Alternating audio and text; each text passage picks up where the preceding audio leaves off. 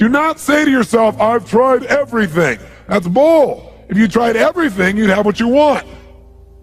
Well, I haven't tried everything, but I've tried millions of things. Millions? Number them, name them. Well, maybe tens of thousands. Tens of thousands? Name 1,000. Well, maybe 100. Name 100. Well, maybe I did these 2 things over and over again that don't work. Okay? But when we start saying, I've tried everything, we tend to incant that, don't we? We make it an incantation, and then we believe it. And since we think we tried everything, we just give up. That's garbage, not true. Hey, let me ask you a question. How long would you give your average baby to learn how to walk? You know, before you shut them off and didn't let them try anymore. You know, what are you, crazy? My kid's gonna keep trying until he or she walks. Ah, magic formula. When almost everybody in the whole world walks.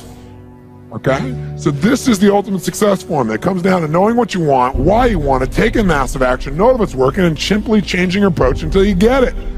That's it. Anyone who succeeds does this. They may not call it Robbins' ultimate success formula, but I guarantee they did it. I mean, corny example, Thomas Edison, these lights in here. Did this guy know his outcome, yes or no? Yes or no? He was absolutely clear. Without knowing the outcome, he couldn't have built that in a million years. It didn't exist before. He had to decide he wanted to create this result without the use of candles. Did he know why he wanted to do it? You bet. You read his writings, this man had a sense of incredible purpose and drive. Did he take massive action? Yes or no? Oh, yes. Tens of thousands of experiments. Did he notice when it wasn't working and learn from it? Yes or no? Did he keep changing his approach? That's why right now in this room we don't smell candlelight. Right? Now, if you know the old story of him, it's written about him in his early days. He's got his best friend with him. He's doing this experiment, and as he's doing it, he creates a small explosion, which shakes the room, scares both of them very, very severely. And then at the end of that, he gets up, and his friend is totally shaken, freaked out. He pulls out his journal, he starts writing. And his buddy says to him, what's the matter with you, insane? You almost killed us. So you're gonna wait till you have 10,000 failures before you give this stupid idea up? And Edison's response to him was, I didn't have a failure there. He goes, that's your 9,999th failure. He said, no, it's not. He said, I discovered the 9,999th way not to invent the electric light bulb. But I did discover how to create a small explosion which may be useful in the future somewhere else. Interesting, right? Because he understood what this process was. Hey, did Bruce Springsteen use this? Do you think he just went out and used his gravelly voice and said, hey, baby, born to USA, and everybody went, yeah, you're it, man? Is that what happened? No. What really happened, if you know his story, was that all the agents and people he went to try and book with said, just play the guitar and keep your mouth shut. Your voice is gross sounding. It's gravelly, it's irritating. No one is gonna like the stuff. Keep your mouth shut and play the guitar. But he knew what he wanted. He had all the drive you can imagine, knew why he wanted, took massive action, kept changing his approach until he got what he wanted. How about Sly Stallone, Sylvester Stallone, Rocky? Rocky's story is this even, right? But Sly's is too. Sly's a good friend of mine. And when I first met him years ago, he's listening to my tapes and stuff, and he invited me over for dinner. We started talking, and I said, you know, I've heard your story from other people, but I really love to hear it from the horse's mouth. I don't know how much is mythology, you know, urban myth, and how much is true. So he told me his whole story. He said the essence of it, though, was, he said he knew his whole life what he wanted to do since he was very, very young. He wanted to be in the movie business, period. I mean, not just TV, movies. And he said why was, for him, it was a chance to have people not only escape, but to inspire people. And by the way, that drive is what made most of his movies, inspire people to what they're capable of, to overcome unbelievable obstacles, because in his own life, he felt like he did that. When he was born, he was pulled out by the forceps. That's why he looked the way he did. That's why he talked the way he did. And he said, so I really want to do that. And he said, I knew why I wanted to do it, and I wasn't willing to settle for anything else. And he said, what happened was, I went out to try and get jobs, and it's not like I went, hey, Adrian, they went, you're a star. It didn't work out real well. They looked at me and said, hey, you're stupid looking, do something else. You know, what is it talking like this? There's no place for you in that stuff. You're never going to be a star in the movies. You're insane. No one's going to want to listen to somebody who looks dopey and talks out of the side of their mouth, right? And he got no after no after no after no. He said, I was thrown out more than 1,500 times of agents' offices in New York. I said, there aren't 1,500 agents in New York. He said, I know. I've been to them 5, 6, 7, 8, 9 times. He said, remember one guy, I went in there and I got in there at 4 o'clock and he wouldn't see me, so I stayed there and I would not leave. And I stayed overnight. They came back the next morning, I was still sitting there. He said, that's how I got my first job. The guy said, fine, come in here.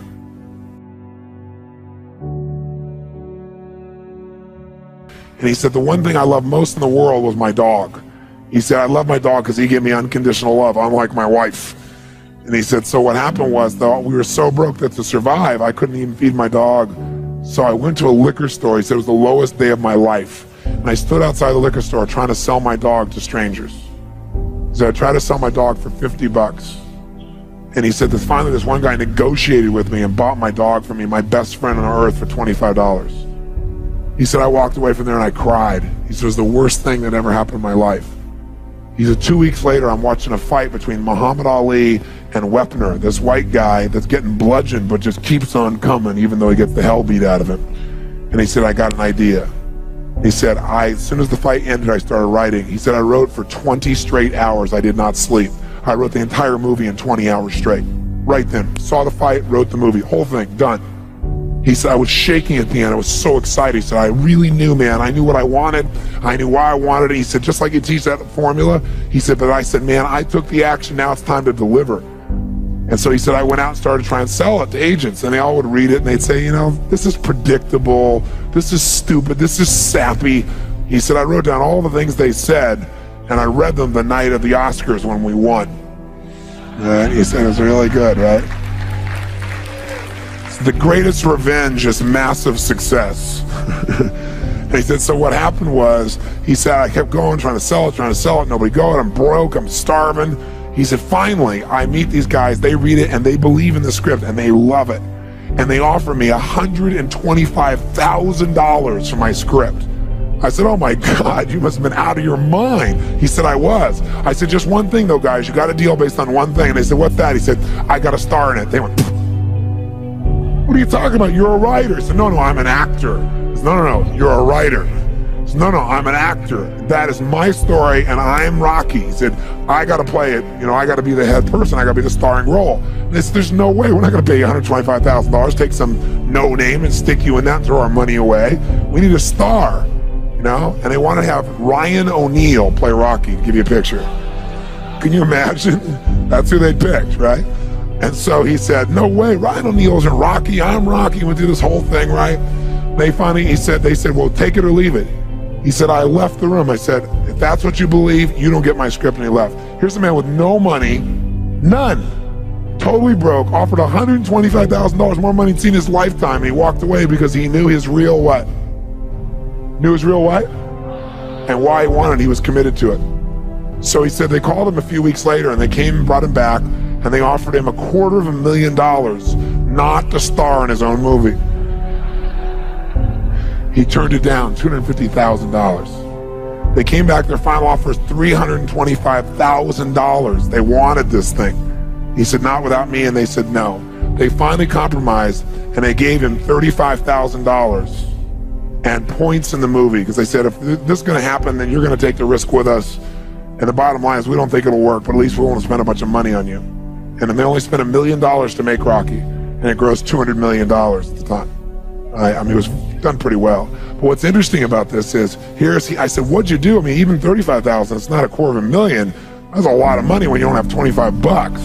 I said, what's the first thing you did? I figured you went out and partied or something. He said, I went to that liquor store for 3 straight days and hoped that the man who had my dog frequented the store. He said, because I want to buy back my dog.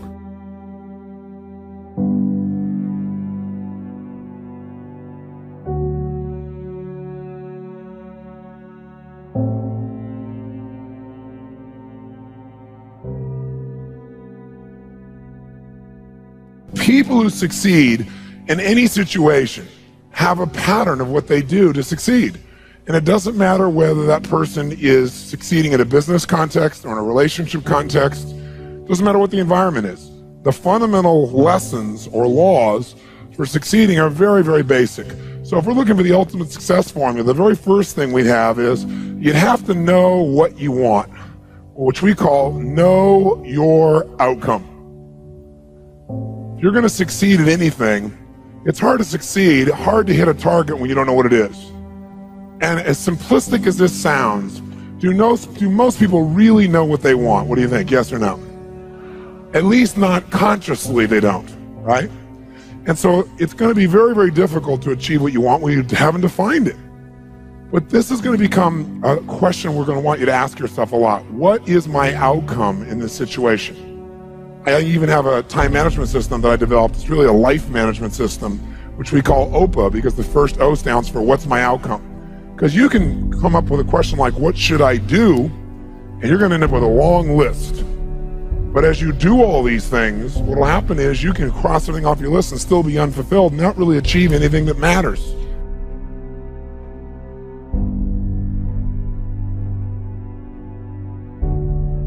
But most of you don't. You pay attention to a small number of things. If you could right now, notice what? Millions of things. You could notice my voice. You could listen to what I'm saying. You could notice what's going on in the background, the screens. You could hear the air conditioning. You could smell your neighbor off to all that jumping up and down. Notice that, right? You could feel maybe a little sweat trickling across your chest or whatever was going on after all that jumping up and down. You could feel the blood maybe vibrating or circulating through your left eardrum, but you don't think about those things. So maybe I mentioned them or something triggers it. So this part of our brain that's responsible for deleting most of our thoughts and most of the things that are going on around us, that part of our brain, when it knows what you want, it makes you notice those things. You suddenly see that car because it's important. It's called the reticular activating system. You don't have to write all that down. For short, it's called RAS. The reticular activating system tells your brain what to pay attention to. So when you say, this is what I really want, now anything that relates to that you wouldn't have noticed before will start popping up into your focus. And a lot of times people say, it's amazing, I decided this and it was kind of, synchronicity. These things started popping up. Well, these things were probably around you before, but you never noticed them because you hadn't decided your outcome. Now, when you know your outcome, you're ahead of 95% of the population, but that's not enough. The second thing you got to know is a lot of times you know your outcome, but you lose your drive. You want something, but you forget the most important thing, which is know why you want it. Know why you want it. You got to know the purpose. In our OPA training system, when people are managing their lives, we have them ask, what's my outcome? And then why do I want this? Because any person successful, really successful, knows exactly what they want and they know why. The reason you gotta know why is, remember I said yesterday, reasons come first, answers come second. You get enough reasons, you can get a big enough why, you can figure out how to do about anything, but you gotta have purpose because purpose provides drive. Now, if you know what you want and you know why, you're light years ahead of most of the population, but you gotta go the step that most people seem to avoid, and that is you gotta take massive what? That's right, and the key word there is massive. Massive action can be a cure-all when you know what you're after and you know why you want it. Because when you know what you're after, when you take action, you won't just be expending energy, you'll be moving yourself in a direction towards something you really, really want. And by the way, last night we called taking massive action personal what? Power, which means the ability to take action. And what stops people from taking action? Primarily what? Fear. And the way you get over that fear is, what do you think is the number one fear most people have? Failure. And the reason is they feel if they fail, they won't be loved. They'll be rejected. They'll be hurt. They'll be judged. So what they really are afraid of is losing love. And they think that this rejection, or I should say this failure, will lead to that rejection or loss of love.